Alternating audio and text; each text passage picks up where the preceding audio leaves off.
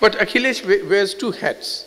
So one is as an author, and the second is as a dictator for this program. So he has given me a subject also that I have to talk about, and that he says is it has to be about preparing India for the future. So as it has been well said, I forget who has said it, that forecasting is a very difficult and treacherous exercise, especially if it is about the future. Magar hamare yahan, it is now equally difficult to forecast the past.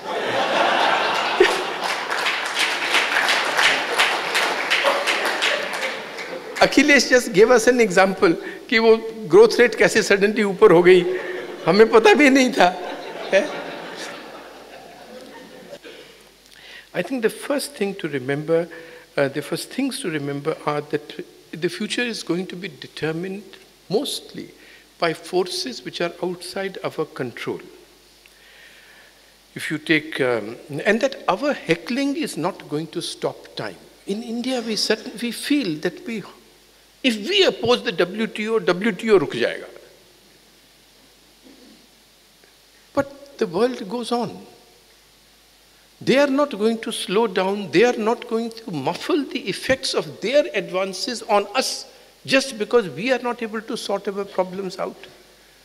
And we must also realize that the people are much bolder in facing the future and trying new things than governments. Governments feel कि नहीं, or they are stuck more in the ideas of the past. This GM crops, with your acquaintance with facts, you will tell us, what is the area under GM cotton in Gujarat today? Almost completely. मगर अभी government decide कर रही है कि भी GM crops की trial होगी या नहीं होगी. उन्होंने अडॉप्ट भी कर लिया है. But we don't want to face that fact. Second is that these developments will have life and death consequences for us as individuals, organizations, and as a country. And so the outcome will depend only on how we prepare ourselves to take either advantage of those opportunities or to ward off their effects that are going to come. Go back to Akhilesh's point, that if we do not, you see, we are going to be, let us say, even with modest growth rates of 5 and 6%, we will be a middle-income country in, let's say, 2-3 decades. At that time, then, the youth will be demanding jobs which then meet its own aspirations. हमारे यहाँ पंजाब में लोग अब agriculture में जाना नहीं चाहते. If the country is not able to provide that kind of job, or if, as Akhilesh emphasizes, governments are not able to provide public services that the middle-income countries demand, citizens demand, then you will have social unrest. Or, as in Punjab, people then take to drugs and other things because there's just nothing to do. So, relentless, unending, accelerating change, having life and death consequences in every sphere, that is our future. China का 15-20 साल हुए जब मैंने लिखना शुरू किया, Islamic terrorism पर मैंने 10-15 साल लिखना पहले शुरू किया, but nobody is prepared to listen. Today, I was reading a paper, one of your analysts based in Southeast Asia. How many of us know, we have in a vague form heard of how China has translated its economic power into military might and the effect it is having. We don't really seem to realize कि Indian Ocean जिसको हम कहते हैं, उसमें now Chinese, to map the whole ocean for themselves, they send a submarine every single month for an indefinite period to map the entire period. Are we aware of it? Are our newspapers publishing these things? And yet this is common knowledge in every intelligence agency. How many of us know that while that paper said that in 2008, almost no part of Chinese trade was settled in their own currency, in this renminbi. By now, almost a third of Chinese trade is already being settled in that. It's well on the way to becoming an international reserve currency. This will have dramatic effects.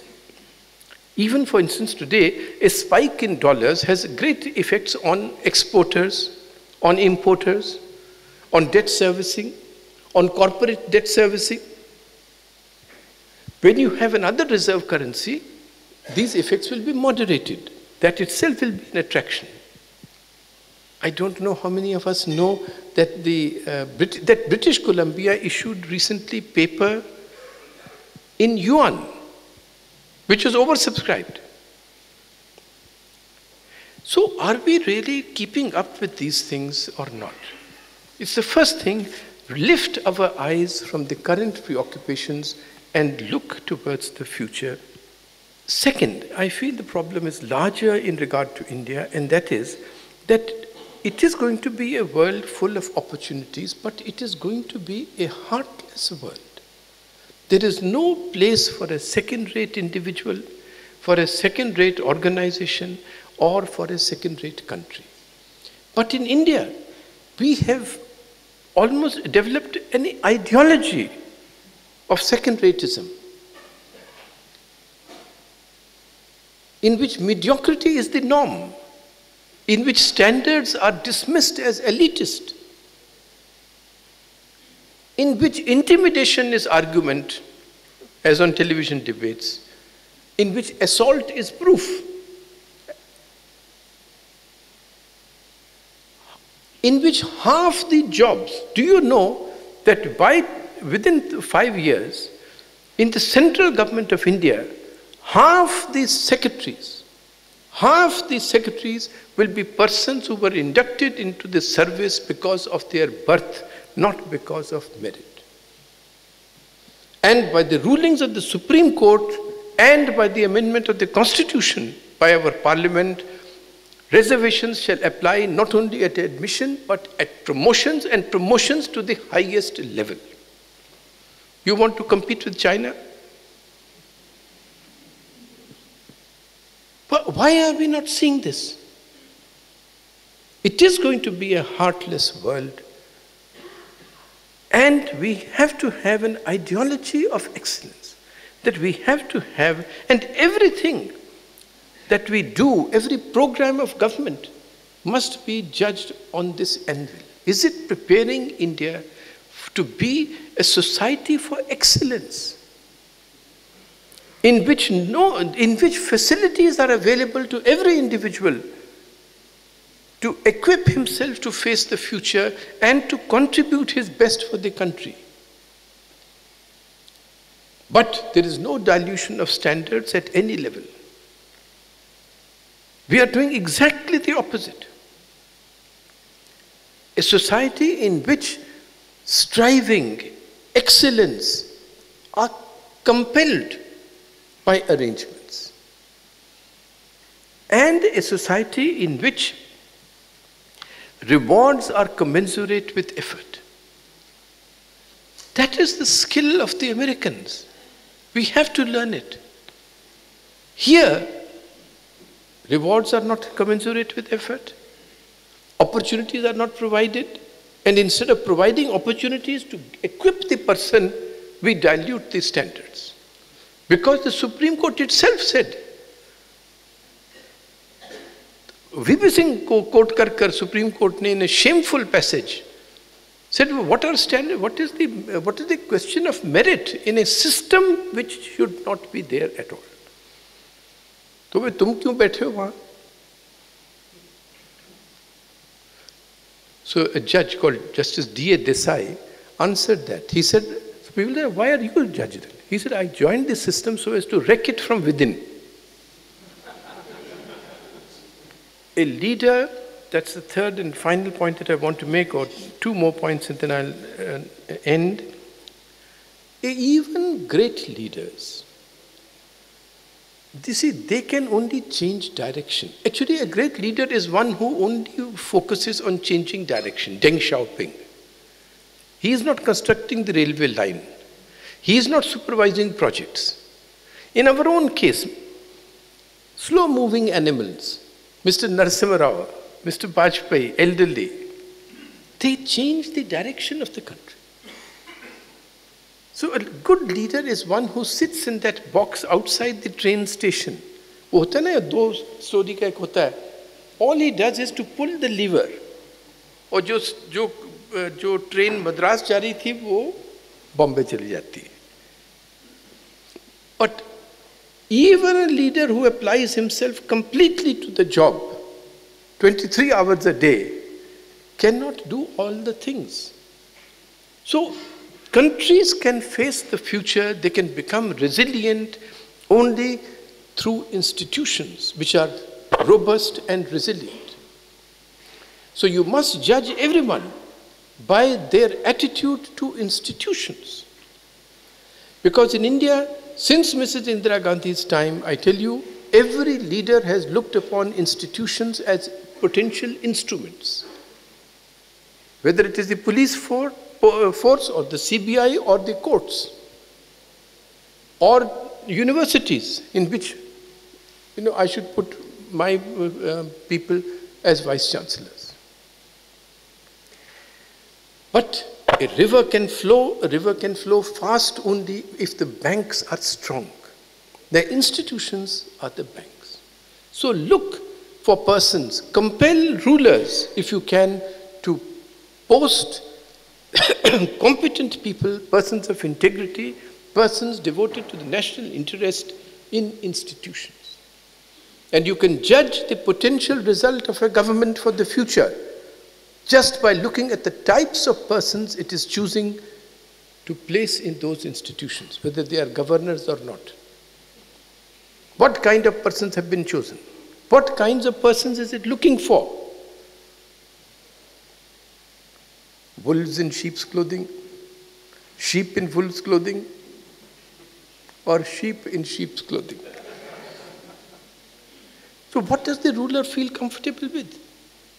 If he's only going to put pliable people, then how will the future be maintained? Because the institutions will then just become sort of noodles. They cannot stand up.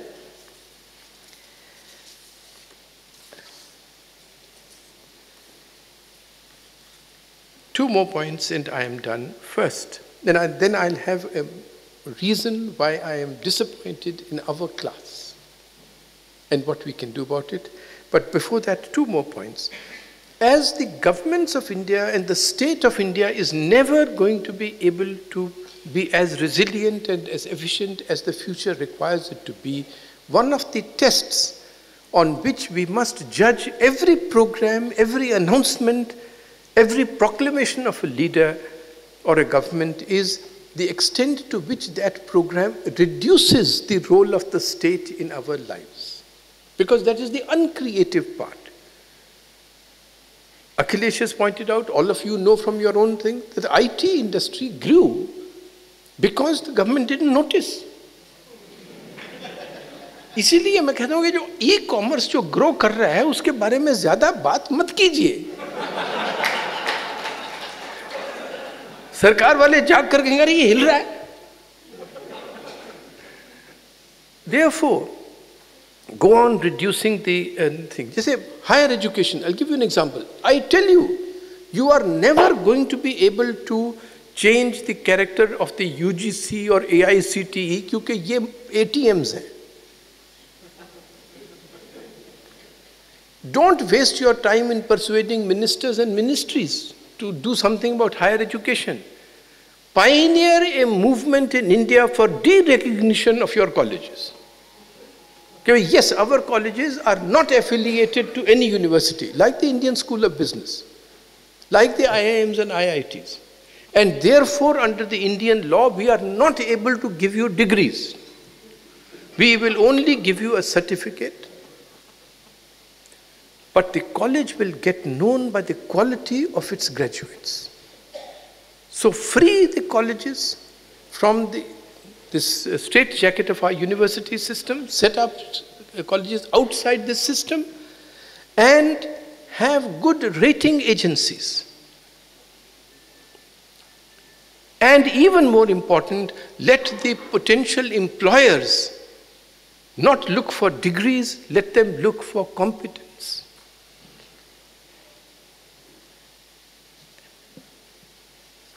But my final point, that all this is easily said. Some of it will automatically happen also. But the real problem for us in facing the future is that the system by which we select our rulers, this electoral system, is not the way to select rulers for 1 billion people. Unless good brains apply themselves to changing this electoral system, right from what should be the qualifications and disqualifications of legislators, for the next step that the ruler who is selected can get persons from outside the legislatures, for what penalties should follow on those persons who join legislatures if they depart from the narrow path of rectitude, of obeying rules, of being honest. Unless we have a different system for for selecting rulers for 1 billion people, we just cannot get ahead and face the future. That is the great task for every professional in India. And 10 years ago, when I wrote my book on what we have made of the parliamentary system and what we can make of it, and I had proposed several changes, I had reposed hope that because of these transformations that are coming about in India, there will be two classes. There are two classes whose life will, whose creative energies will be most hampered by an inefficient state. And they are the ones who will therefore be the instruments for change, or should be the instruments of change. One was middle-class professionals like us, and the other were the entrepreneurs. But the fact of the matter is that in the middle class, we are pursuing money, we are not pursuing national service and interest. And these newspapers, my own group of the media persons, we exemplify the new middle class. Our focus is so ephemeral. There is an alarming servitude towards governments. Coal India's disinvestment, great success every day. 45% has been bought by these, क्या कहते हैं, LIC वगैरह. Every government that comes, every finance minister that comes, these people are in the bhajan mandali. तो कैसे change आएगा?